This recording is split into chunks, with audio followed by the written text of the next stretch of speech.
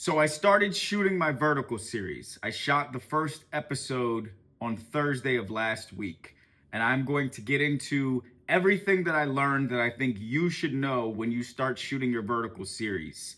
First, let me introduce myself. I am Chad Sanders. You know me as a TV writer, screenwriter, author, podcaster, etc.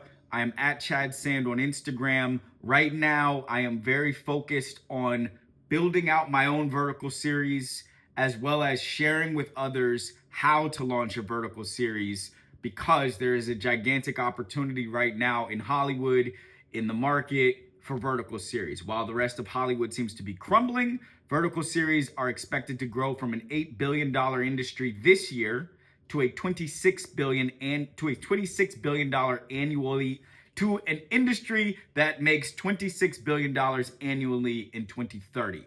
And so, with no further ado, let me get right into it. First, I'm going to just give you some bullets on things that I learned while out shooting episode 1, the pilot episode of my vertical series last week. Then I'm going to get into some of the Q&A from last week's webinar. Every Friday, I hold a webinar called How to Launch Your Vertical Series in 2026. That's an opportunity for people who watch my content to come and engage with me directly, ask their questions about how to launch their vertical series, not just how to launch their vertical series, how to shoot it, how to script it, how to cast it, how to get it attention in the market, what it's gonna look like trying to make money with that vertical series or trying to sell it in Hollywood.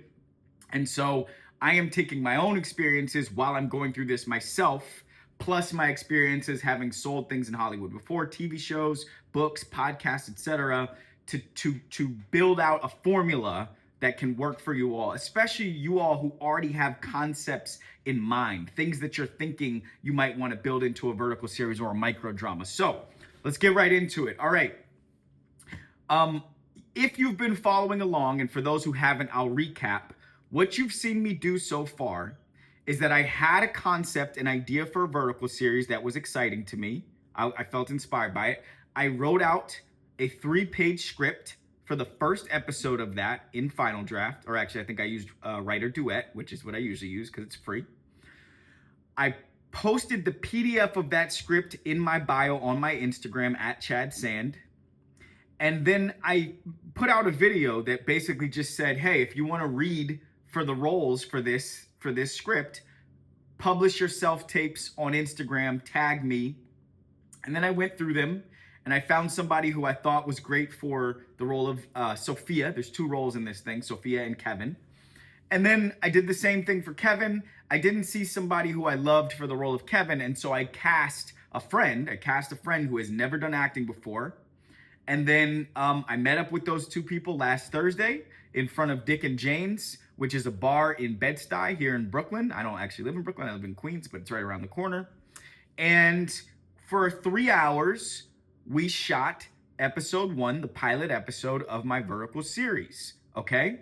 Now, in the lead up to that, and this is gonna get right into it, okay? Here, bing, imagine just like a bing, words across the screen.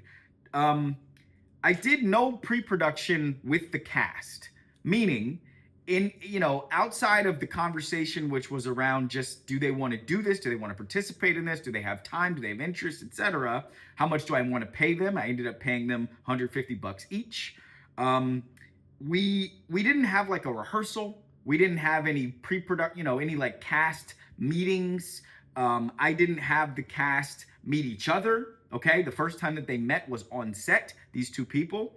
And that was all an intentional decision, because what I am testing for here is to figure out how much of a good vertical series I can make and roll out at as little a cost to me and to my team as possible. In other words, how good of a thing can I make for the smallest amount of money and time and resources that are invested in producing it? And that's on purpose for a couple reasons. One reason is because I want to be able to do this over and over and over and grow it without having to cost myself, potentially tens of thousands of dollars, and without taking on the huge networking cost of taking on favors from people, asking people to give me days and days of their time, until somebody else comes in with the resources to amplify this thing and says, hey, I want to put X amount of dollars into your series. I would like to pay, to be an executive producer or a sponsor, or I want to bring your series onto my network. Okay. But to get to that point, there's a volume game, which means just like anything else that I've sold before, I have to make enough of it to show people really what it is. And one episode is probably not going to be enough to do that. 5 episodes might not be enough to do that. 20 episodes might not be enough to do that. We're going to find out, right? And as I roll these out on socials, I will find out how much of an appetite is there for this thing and how much does the market want from it. And if I find out there is no appetite for this particular series, I can go back to the drawing board, start making a different one, roll that one out, and it won't be at any enormous cost to me. You understand what I'm saying? So I say a lot to say, we did not do anything with the cast beforehand. We didn't meet up somewhere. I didn't buy everybody dinner and take them out. Those are all nice things to do. Don't get me wrong. Those are all very nice and professional and kind things to do. However, this is a scrappy process, okay? Just as a quick anecdote, I remember maybe 8 or 9 years ago, right, when I had first met my first mentor in this business, which was Spike Lee, and I'm sitting at 40 Acres and a Mule Studios or FilmWorks over there in Fort Greene, Brooklyn, and I had just found out that Spike also has an advertising firm based in Dumbo, and I didn't know that before. And I went and I looked at the website, and on the website, it's for everybody that worked there, they were listed, right? And so Spike was at the top, obviously, it's his agency. And it had each of their employees list out 3 adjectives that described them. And the number one adjective that Spike used to describe himself was scrappy. And I remember I thought it would have been like creative or visionary, leader, something, but it was scrappy. And that stuck with me because something I also remembered from the tech world that I used to work in, I used to work at Google and tech startups, was that scrappiness was something that was valued, which is to say, how much value can you get out of a small amount of resources? Whatever the answer is to that, that is how far you're going to be able to go in this business. Because you're not always going to have a ton of resources at your disposal. If you can still make something good, you're going to go far. And so that is all to say, bullet number 1, and I'm not going to take that long with every one of these bullets, is that we did not do any real pre-production as a team. Now, I did some pre-production, right?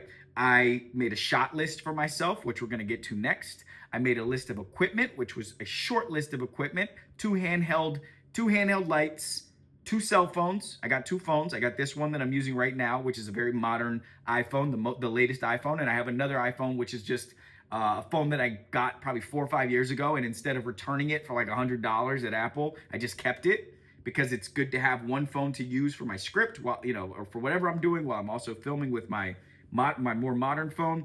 But the point being, there wasn't a ton of pre-production on this. We had the script, I got it to the cast, we all committed ourselves, we met up, and we shot. So let's get to the next part. Shot list. A friend of mine, a mentor, an advisor, he asked me after I finished the shoot, probably the very next day, he said, tell me one thing you learned. I'm paraphrasing, but tell me one thing you learned that you didn't expect by going out there.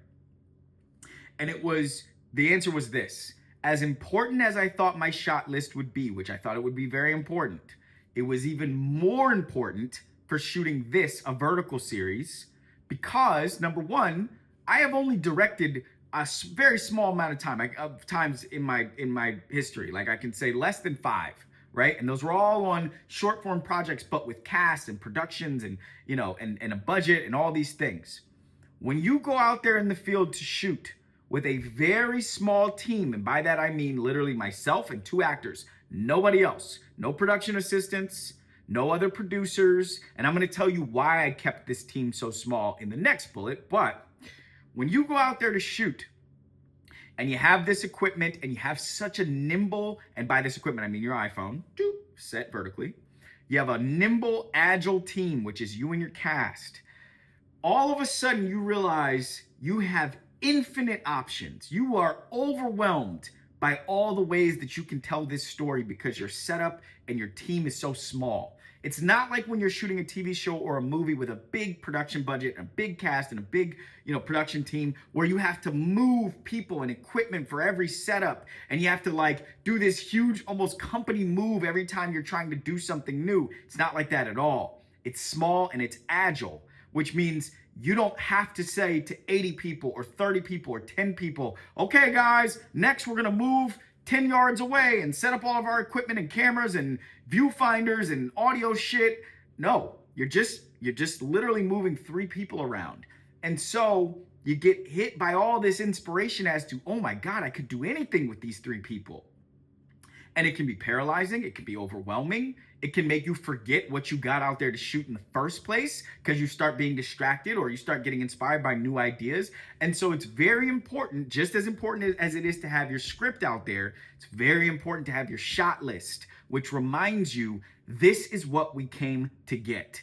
Don't forget, as you get excited about shooting from underneath the car and trying to jump on the roof of a building next door, or trying to pin your phone and its camera to one of your actors so that it's almost like a GoPro. Don't forget that while you're doing all that fun, interesting stuff, there are some shots that you must get to tell this story. If you do not have them when you go back to edit, you're gonna be lost, you're gonna be stumped, you're gonna have to have a new problem to solve, which is, how do I now tell this story without all the shots I meant to get? Because again, you paid for 1 day of shooting for your actors. These are not people committed. They're not a part of your production team. They're not committed to you on some contractual level, but beyond this 1 episode of your vertical series, if this is your first episode, right? If you're doing it agile, if you're doing it MVP style, as I encourage. And so you can't just say, hey, y'all, we got to go back out and shoot. We got to do pickups. We got to go punch in stuff that we didn't get the first time. You can't do that. You got to get it all on day 1 because that might be all you have. And so your shot list is integral. And so before I went out there, I wrote my shot list as I saw it in my head. And then I literally Googled, okay? Because this is a scene with a couple in the backseat of a car having an argument, okay? That's the quickest way to describe what the scene is. I literally Googled shots of couples arguing in cars. And it reminded me, okay, there are a couple other interesting ways you can tell this story using your camera and the angles. For instance, one is you could pin your camera to the rear view mirror and have it shoot through the back window of the car, right? I tried that one, didn't work. But it was important for me to have a list of shots next to my script so that I didn't have to make things up on the fly. I didn't have to keep it all in my head, all right? Now, I said something else, which is I had a very small crew out there. Now, I could have, this is bullet 3. It occurred to me, I could have gone to Instagram or to my social networks, my email list, whatever, to my friends. I could have said, hey, I need a PA out there with me, okay? I need somebody doting on me who I can tell to run and go get snacks, or who I can say, oh, can you hold my jacket? Can you make sure the cast is comfortable, et cetera, et cetera? But I didn't do that. And I'm going to tell you why I did that. It's not because it would have been an extra cost. I bet I could have got 1 million people in New York City to do that for me for free.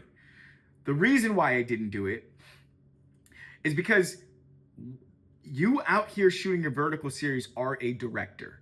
Let it be known, okay? You didn't have to go to film school. Doesn't matter if you're shooting a TV show or a movie, et cetera, whatever. You are a director. Sorry, I just banged my finger, which I jammed yesterday at basketball. And it hurts like crazy. I'm sorry. It feels like I got stung by a wasp.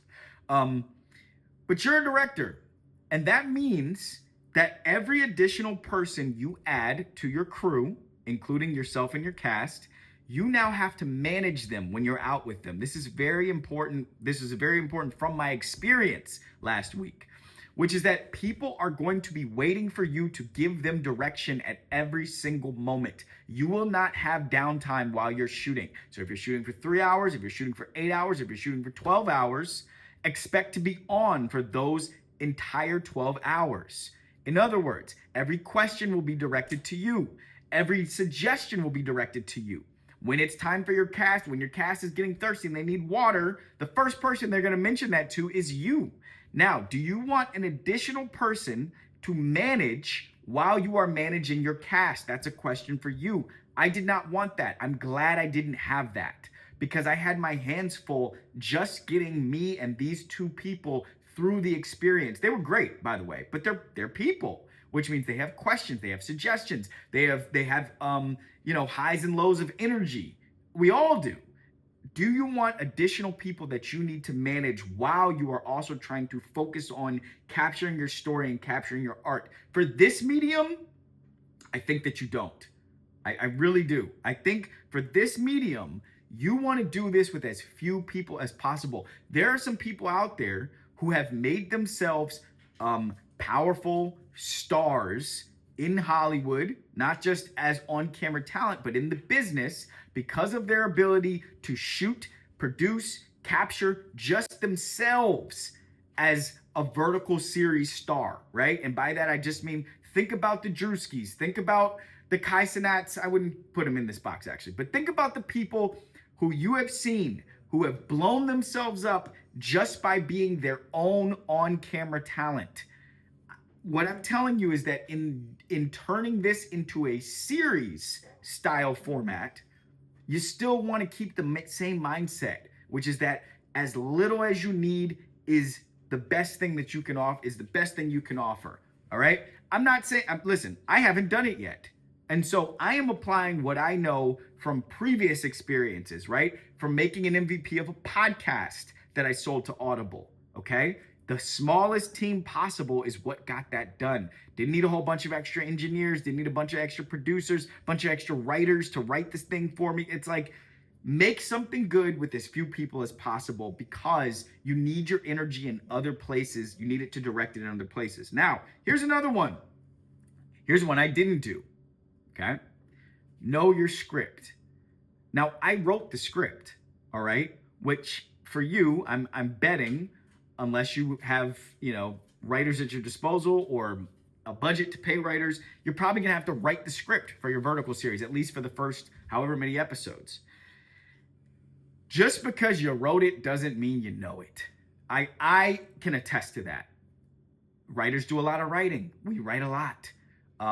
If you're like me, I have a pretty short-term memory when it comes to things like that. I don't have a photographic memory of words and writing the way that some people do, which is to say, when I was out there on set with my cast, I had to reference the script many times. The cast knew the script more than I did. And I think that's okay because I had the equipment, my extra cell phone that allowed me to do it. One of the cast members had her own, sides printed. And so like I had scripts available at my need or at my beckon, whatever. But for you, maybe you're the kind of person who needs to just know it so that you don't have to keep referencing as you go. Maybe that's going to be a distraction for you as you're trying to work with your cast, as you're trying to get the best thing out of them, as you're trying to look at the shots you're shooting, as you're trying to light this thing. Maybe adding, in addition to all of that, having to reference your script over and over and over is going to be an unnecessary distraction to you. And so I would encourage you not to be like me in this regard. Learn your script, know your script. And just because you wrote the script doesn't mean you know it. Last thing, before I get to your Q&A questions from the webinar. A few things, actually. Keep in mind, as ever, you're shooting a vertical series of microdrama, something that is shot like this, the shape of your phone, because people are going to be watching it on their phone in the vertical scrolling format, which means keep that format in mind while you're shooting. In other words, think about frames. When you're framing your shots, you're not going to have the same amount of space to capture your cast on opposite ends of a spectrum. If it's a two shot, if there's two of them in the shot, they're going to have to be pretty close together, which can be good for intimacy, for tension, et cetera, et cetera. Just remember, though, you're not going to be able to shoot them like this, wide. It also means that the same rules that apply for capturing attention in scrolling formats, in scrolling apps, that applies here to your story. And so you want as many tight shots as possible. Faces capture people's attention. They stop the scroll. You're going to have to start on tension. That stops the scroll. In other words, you're going to have to start with two people or a person in an environment that want two different things that are in immediate conflict with each other. That came up while shooting. Was, the question is, should we jump right into the argument, or should we, walk ourselves into it? Should we come across the street, or should we just bang, we're right at the door of the car? The answer always for this medium is whatever hits the audience, whatever taps on the audience immediately to say, hey, you got to watch this, okay? Lastly, keep the pace moving. 3 minutes, 90 seconds, 60 seconds, those are the time lengths that people are using for these things. That's a short amount of time. And so if there's a question between, should I have a pregnant pause here where we just sit on silence for 3 seconds, or if I should have the next thing happen, keep it moving, keep it moving. Not only is that going to be good in the edit for this format, it's also going to be good for your cast on set. You have a short amount of time with these people because we're shooting short vignette pieces. We're shooting short encapsulated episodes. Short, meaning when we're on set, we don't have 12 hours to do, 3 pages or 5 pages or 6 pages or 12 pages. We have 2 hours. We have 3 hours.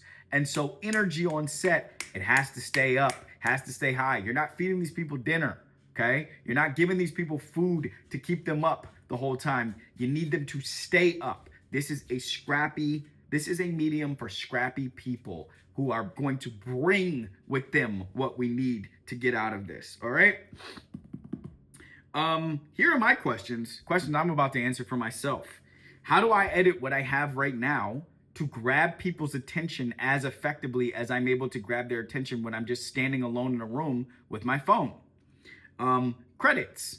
It seems trite, but I got to put some credits on this thing at the end. How long do I let these credits scroll? Because again, we're talking about the vertical scrolling format, which means if you leave people on something that's boring at the end of your video for too long, they're going to lose it. They're going to stop paying attention. They're not going to watch it again. They might not share it with a friend if it meanders too far. If it feels like amateur hour because it's like, oh, what am I? I'm watching credits now at the end of a TikTok video, at the end of an Instagram video. As much as you can, melt together all the boxes that you place, movie, TV show, TikTok video, melt those down. Those are boxes that don't serve you anymore. Because where this is going to be placed, your art is going to be on the shelf next to all that stuff, right next to it as someone's scrolling. And so we don't consider it a TikTok video or an Instagram video or this or that or that. It's your vertical series. And wherever it lives, it is your vertical series. And so you need it to be formatted in a way that serves it wherever it's going to live, okay? Now, let's talk about Q&A from the last webinar. I'll remind you, you can sign up at the link in my bio on my Instagram at Chadsand or in the caption of this video for my webinar, How to Launch Your Vertical Series in 2026. Everything that I learn about this growing medium in real time, I am sharing it with people who come to see me at that webinar. And I am designing a program to help people launch their webinars ASAP this year. That program is likely to run in March, the first pilot of that program, and so registration for that is likely to open in mid-February. So look out for that. Now, here we go. Here are some questions from the last webinar. Does your vertical series have to always be soap opera cheese dramatic? Is there space for different styles of verticals? This question has actually come up quite a lot. The vertical series that people have seen exploding, the micro dramas, a lot of them are like soap opera, 2-minute, quick, splashy, over dramatic.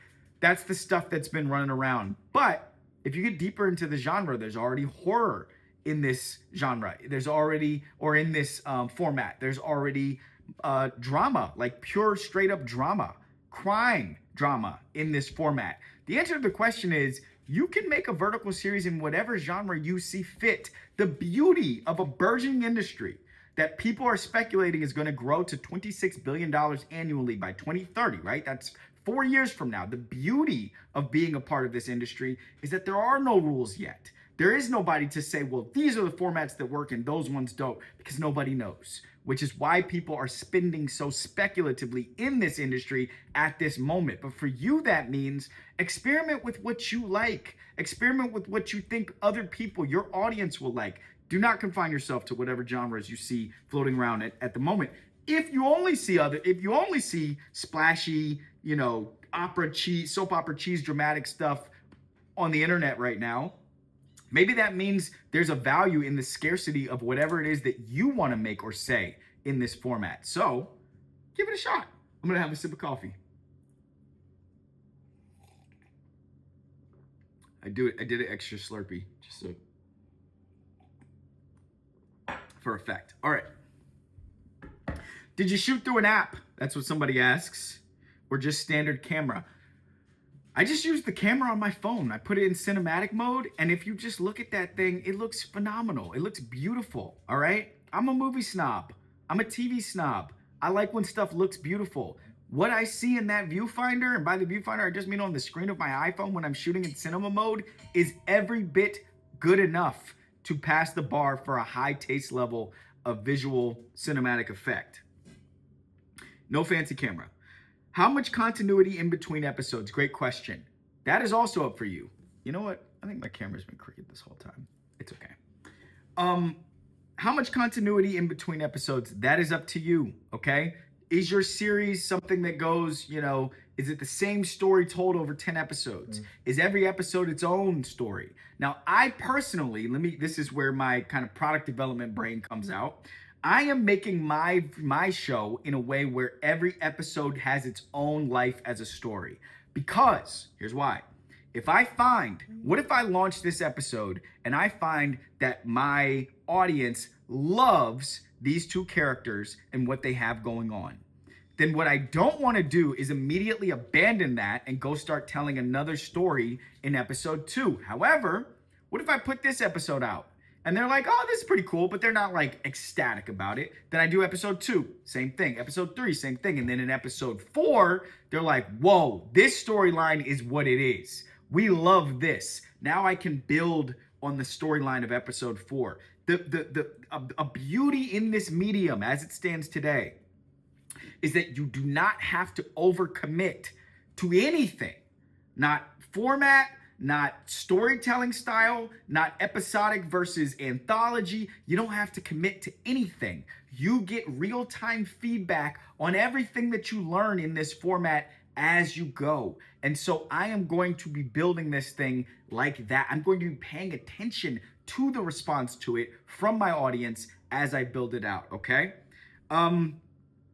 Would you keep the cast small or does that not matter? I'll say it one more time. I've said it again. You want to keep your team small on all of this. Agility is in your favor, all right? Scrappiness is in your favor. Don't think that spending more money on something makes it more professional or makes it better. You can't really paying for stuff to be better is not how you make it better in art. How you make it better is thoughtfulness. How you make it better is paying attention to how people respond to it when you show it to somebody on your phone and you watch them watch it with you. The moments they respond to. Using your taste level to shift the dials on the lighting and the framing and the texture and the moments and the beats. It's not by paying for it. If you could just pay to make something the best art, then just the wealthiest, richest people would always make the best shows. And that's not the case. How many views would you count as a success?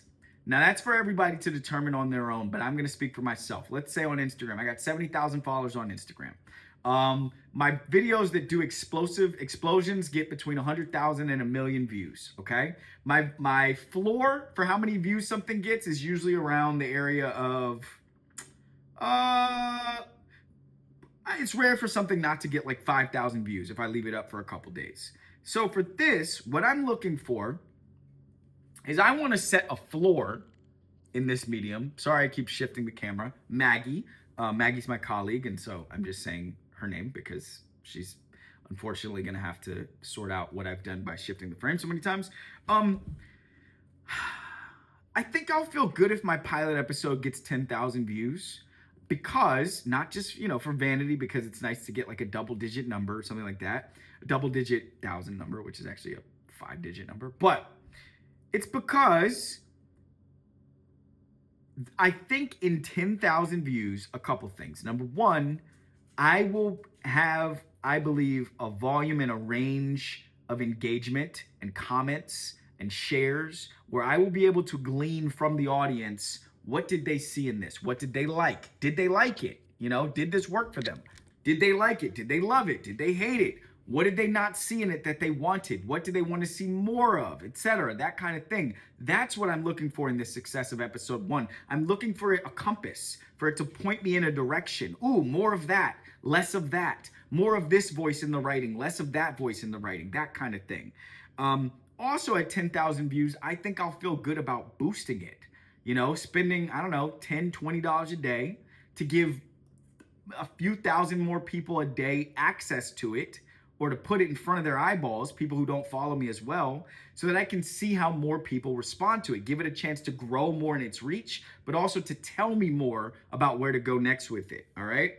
For you, I don't know. It depends on the size of your audience. If you got 2,000 followers, I bet you would feel ecstatic if 1,500 people watched your pilot episode. That would probably be a pretty good number for you.